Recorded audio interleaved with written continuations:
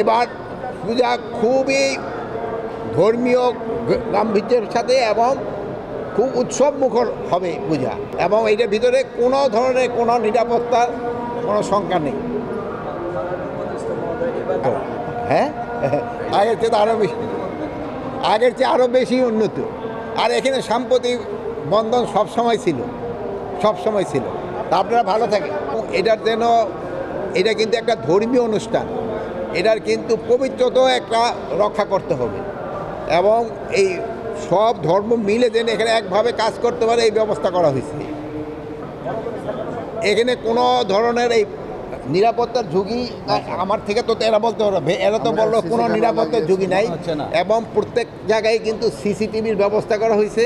এবং আরেকটা আপনারা জানেন, এবার কিন্তু সব পূজা কমিটির সাথে যে আমাদের মিটিং হয়েছিল, সেই সময় একটা ইনস্ট্রাকশন দেওয়া হয়েছে যে তারা মণ্ডপ তৈরি করার শুরু থেকেই তারা 24 ঘন্টার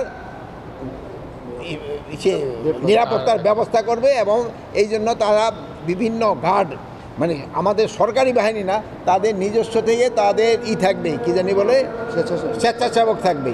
এই স্বেচ্ছাসেবকরা এইটা দেখাশোনা করবে, এইটা তারা করতেছে। এবং 24 তারিখ থেকে আমাদের আনসাররা হয়ে যাবে, প্লাস আমাদের এই যে মহিলা এবং শিশু বিষয় মন্ত্রণালয় থেকেও লোক চলে আসবে।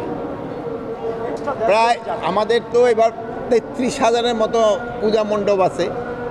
এই সবগুলি পূজা মণ্ডপের জন্যই আমাদের এই ভাইয়েরা তাদের মানে ভলান্টিয়ার রাখবে 7 জন করে, আমাদের আনসার থাকবে 8 জন করে, এবং পুলিশ থাকবে, র্যাব থাকবে, এবং সেনাবাহিনী থাকবে।